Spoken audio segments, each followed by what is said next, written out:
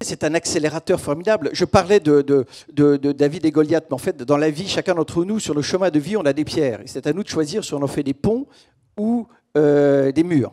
Et il y a de plus en plus de ponts, ce qui est intéressant dans le luxe. On a vu maintenant une très belle initiative de LVMH avec Aura, qui maintenant fédère d'autres groupes, puisque Cartier l'a rejoint, et Prada. Bravo, parce que là, c'est un pont entre des groupes pour trouver des solutions. Et c'est digital aussi, la blockchain, parce que la blockchain va aider à la réparation, qui est essentielle, et qui va aider au second-hand vintage pre-owned. Oui.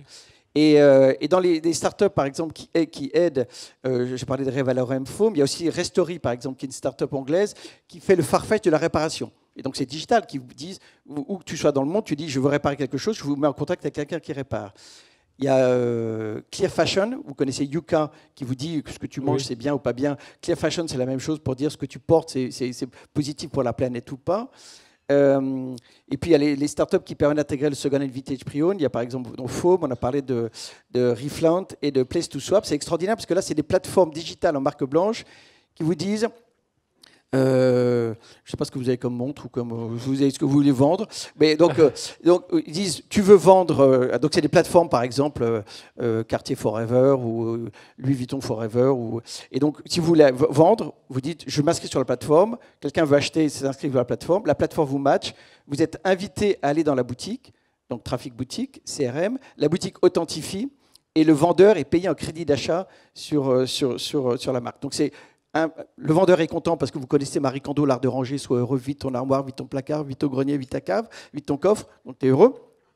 Tu rachètes du Vuitton 2021 en vendant du Vuitton 1980, donc tu es content. L'acheteur est content, c'est authentifié. Il vaut mieux acheter un Vuitton 1980 qu'un faux Vuitton ou même une marque générique.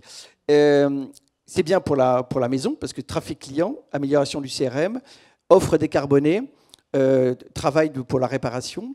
Et c'est bien pour l'actionnaire qui se dit « Ah, voilà, l'intégration continue, puisque tout le luxe, en fait, notre valeur, c'est de se connaître le client et de fidéliser le client.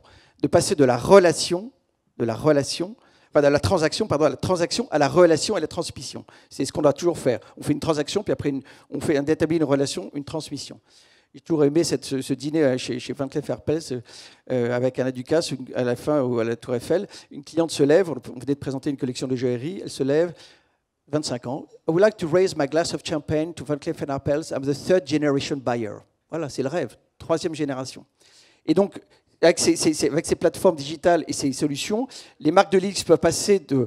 On est tous commencés designers, ensuite designers fabricants, wholesaler, designer fabricant wholesaler retailer, designer fabricant wholesaler retailer e-tailer, e-commerce, et maintenant designer, fabricant, wholesaler, retailer, e-tailer and re-commerce, c'est-à-dire intégrer ce qui est chez Christie's, Sotheby's, Vestiaire Collectif. Et d'ailleurs, les groupes le font, puisque Kering a investi chez Vestiaire Collectif, Richemont a racheté Watchfinder. Donc il y a vraiment... Et le digital va aider, donc c'est phénoménal. Il y a une transformation qui est une chance pour toutes les équipes, pour tous les managements, pour tous les clients, pour le monde.